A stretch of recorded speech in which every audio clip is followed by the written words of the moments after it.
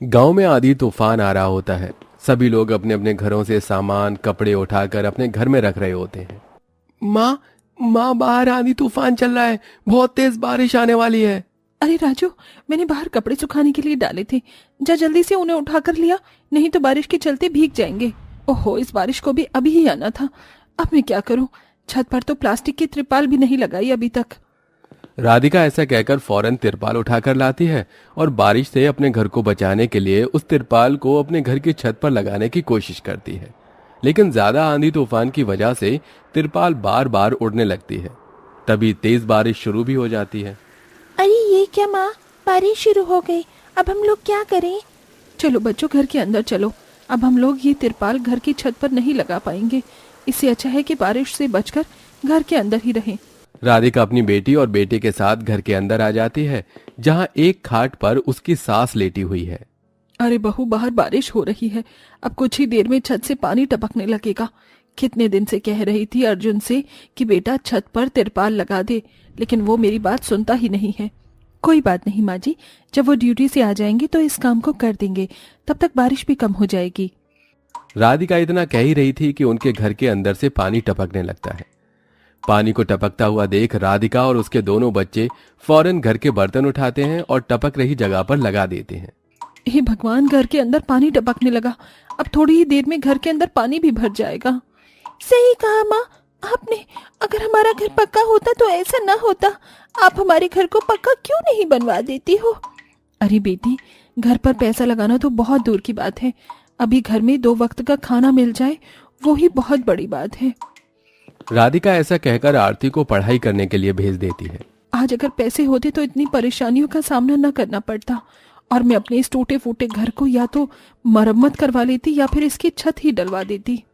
पैसा ना होने की वजह से राधिका अपने घर को पक्का नहीं करवा पाती। देखते ही देखते अब उनके घर में चारों तरफ पानी ही पानी भर जाता है और इधर अमीर घर के बच्चे और माता पिता सभी बारिश में नहा रहे होते हैं। अरे निर्मला, आज भी तुम बिल्कुल वैसी दिखाई देती हो जैसी शादी के समय दिखाई देती थी। पहली बार जब मैंने तुम्हें देखा था तब भी तुम भीगी हुई साड़ी में थी और बहुत जोरों से बारिश हो रही थी। हाँ, सही कहा तुमने, मुझे भी बहुत अच्छे से याद है वो दिन। इतनी तेज बारिश हो रही थी और तुमने मुझे मेरे घर पर छोड़ा था। बस तभी से मैं तुम्हारी फैन हो गई थी। क्या बात है माँ जी, बाबूजी, आपकी बारिश तो कुछ कमाल की हिक थी। हमारी बारिश इसके आगे कुछ भी नहीं है। माँ मुझे बॉल दो ना, मुझे बॉल से खेलना है। मैं भी तुम्हारे साथ खेलूंगा। अच्छा बच्चों, ज्यादा देर बारिश में मत खेलना, नहीं तो बुखार भी हो सकता है। जल्दी जल्दी बारिश में नहाकर घर में आ जाना। मैं तो नहा ली, अब मैं जा रही हूँ। तभी विवेक मालिनी को रोक लेता है और उससे कहता है, अरे मालिनी, अभी कहाँ जा रही हो? अभी तो बारिश में भीगने का मजा आ ही रहा था। चलो अभी थोड़ी देर में बारिश में भीगेंगे। विवेक ऐसा कहकर मालिनी के साथ और अपने दोनों बच्चों के साथ बारिश में भीगता रहता है। इधर वो अमीर परिवार बारिश का आनंद उठा रहा था, तो गरीब परिवार के घर में पानी इतना भर गया था कि उन्हें बर्तन लेकर पूरे परिवार को एक साथ पानी घर से बाहर निकालना पड़ रहा था। कोई बात नहीं, सब कुछ ठीक हो जाएगा। कब क्या ठीक होगा? जब जब बारिश आती है हमारी यही आफत हो जाती है। जब पैसे आएंगे तो हम इस मकान को पक्का कर देंगे। राधिका ऐसा कहकर सभी का हौसला बढ़ा रही होती है। पूरा परिवार बहुत ज्यादा परेशान था। जब जब बारिश होती है तो गरीब लोगों के साथ ऐसा ही होता है। किसी गरीब की पक्की छत नहीं होती तो किसी के घर में सीधा पानी भर जाता है। शाम के वक्त जब अमीर बच्चे राजू और आरती को घर से पानी निकालते हुए देखते हैं तो उनके ऊपर हंसने लगते हैं। अरे ये क्या, तुम्हारे घर में तो पानी भर गया है। पता है हमारे घर में चाहे जितनी भी बारिश हो जाए कभी भी पानी नहीं भरता।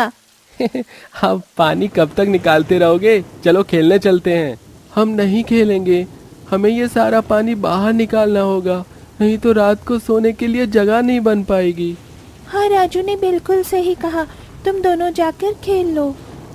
इधर सोनू और श्रेया बारिश में पानी से खेल रहे होते हैं तो इधर आरती और राजू अपने घर से पानी निकालते हैं। लेकिन बारिश रुकती ही नहीं। वो बहुत ज्यादा थक जाते हैं, जिसके चलते थोड़ी देर बैठ जाते हैं। अब तुम दोनों थोड़ी देर आराम से बैठ जाओ। मैं तुम्हारी मदद करता हूँ, हम दोनों निकाल देंगे सारा पानी। राधिका और अर्जुन दोनों पति पत्नी मिलकर अपने घर से पानी निकालते हैं। जैसे जैसे बारिश खत्म होती है वो पानी निकालकर अपने घर को सुखा लेते हैं। हमें सरकार से बात करनी चाहिए। अगर हमें लोन मिल जाए तो हम अपने मकान को पक्का कर लेते हैं। सरकार ऐसे लोन नहीं देती, लोन मिलना बहुत मुश्किल है, और फिर अगर हमने लोन ले भी लिया तो उसे चुकाएंगे कैसे? आपने बिल्कुल सही कहा। पूरा परिवार इसी बारे में सोचता हुआ रात बिता देता है। और यहाँ अमीर परिवार बारिश में नहाने के बाद ठंडी ठंडी आइसक्रीम खाते हैं और बाहर से खाना ऑर्डर करते हैं। आज खाना बाहर से ही खाएंगे, मैं आज खाना नहीं बनाना चाहती, मैं थक गई हूँ। मालिनी के कहने पर विवेक सभी के लिए बाहर से खाना ऑर्डर कर देता है। अमीर परिवार बाहर से खाना मंगवा कर खाते हैं और कुछ ऐसे ही छोड़ देते हैं जो उनसे खाया नहीं जाता। तो यहाँ गरीब परिवार के घर का चूल्हा गीला होने की वजह से खराब हो जाता है और उनके घर पर चूल्हा जल ही नहीं पाता। अब मैं क्या करूं? चूल्हा भी नहीं जल रहा। एक के बाद एक परेशानी आती ही रहती है। शकुंतला इधर से उधर कुछ ईंटें इकट्ठा करती है और उन्हें जोड़कर चूल्हा तैयार करती है। मिट्टी वाला चूल्हा तो खराब हो गया, लेकिन ये ईंट का चूल्हा खराब नहीं होगा। इस तरह राधिका उस पर खिचड़ी बनाकर सभी को खिलाती है। रात को फिर से धीरे धीरे बारिश होने लगती है। जैसे तैसे तो उन्होंने घर से पानी निकाला था, अब फिर से उनकी छत टपकने लगती है। उनकी रात बहुत मुश्किलों से बीतती है। अपनी ये सारी परेशानी देखकर राधिका अपनी पड़ोसन मालिनी के घर आती है। मालिनी दीदी, हमारे घर की छत बहुत कच्ची है। बारिश के चलते छत से पानी टपकता है और घर में भर गया है। बहुत परेशानी हो गई है। बारिश में हमें कुछ पैसे उधार दे दो, हम अपने घर की छत का थोड़ा काम करवा लेंगे। काहे के पैसे दे दो? पैसे क्या पेड़ पर उगते हैं? मेरे पास कोई पैसे वैसे नहीं है। चली जाओ यहाँ से और दोबारा यहाँ मत आना। मालिनी ऐसा कहकर राधिका को वहां से भगा देती है। राधिका को बहुत बुरा लगता है और वो चुपचाप वापस अपने घर आ जाती है और इसके बाद इसके बारे में किसी को बताती तक नहीं। ऐसे ही कुछ दिन बीतते हैं और अब राधिका को एक दरोगा के पास मजदूरी का काम मिल जाता है। चलो 2-4 पैसे आएंगे तो उनमें से पैसे बचाकर घर पर रेत सीमेंट डलवा दूंगी और हो सका तो अपने पति के साथ मिलकर खुद ही छत की मरम्मत कर लूंगी। राधिका काम करने लगती है और काम करके वो जो पैसे कमाती है उनमें से वो घर का खर्चा भी चलाती है और कुछ पैसे बचाने की कोशिश भी करती है। जो पैसे वो बचाती है उन पैसों से वो रेत, बदरपुर और सीमेंट खरीद लेती है, जिसके चलते वो खुद अपने पति के साथ मिलकर अपनी छत की मरम्मत धीरे धीरे करने लगती है।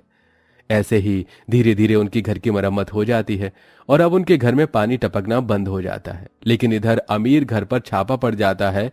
जिस जमीन पर उनका घर था वो गैर कानूनी जमीन थी। देखो, अब तुम्हें यहाँ से ये घर खाली करना होगा। ये घर सरकार की जमीन पर बना हुआ है, इस पर तुम्हारा अब रहने का कोई अधिकार नहीं है। ये कैसे हो सकता है? सालों से हम यहाँ रह रहे हैं, ऐसा पहले कभी नहीं हुआ। तुम बहुत सालों से यहाँ बिना टैक्स दिए रह रहे हो, तो सरकार तुमसे और पैसे वसूल लेगी। इससे अच्छा है कि तुम इस जगह को ही खाली करके चले जाओ। ऑफिसर ऐसा कहकर उन्हें खाली करने के लिए कहकर चले जाते हैं। अब अमीर परिवार को अपना आलीशान घर छोड़कर बेघर होना पड़ता है। उनके सिर पर छत तक नहीं थी। उनकी ये परेशानी देखकर राधिका उन्हें अपने घर में पनाह देती है। अरे मालिनी दीदी, इतने सालों से आप हमारी पड़ोसन हो, अब आपके ऊपर इतनी परेशानी आई है तो अब हमारे घर पर आप रह सकती हो, कोई परेशानी वाली बात नहीं है। ये सुनते ही मालिनी को वो दिन याद आ जाता है जब राधिका ने उसे अपने घर की छत की मरम्मत करवाने के लिए पैसे मांगे थे। मुझे माफ कर देना, तुमने मुझसे मदद मांगी थी और मैंने तुम्हारी मदद भी नहीं की थी, लेकिन आज तुमने मेरी मदद बिना कहे की, शायद इसलिए आज हमारा ये हाल हुआ है। कर्मों का फल हमेशा जल्द ही प्राप्त हो जाता है। शायद मुझे मेरे कर्म का फल पूरे परिवार के साथ मिला है। इस तरह मालिनी अपनी गलती को स्वीकार करती है। कुछ दिन वो राधिका के घर पर रुकती है और जब विवेक घर का इंतजाम करता है तो वहां से चली जाती है। अब गरीब परिवार की भी बारिश धीरे धीरे ठीक से जाती है। उन्हें पहले की तरह ज्यादा परेशानी उठानी नहीं पड़ती।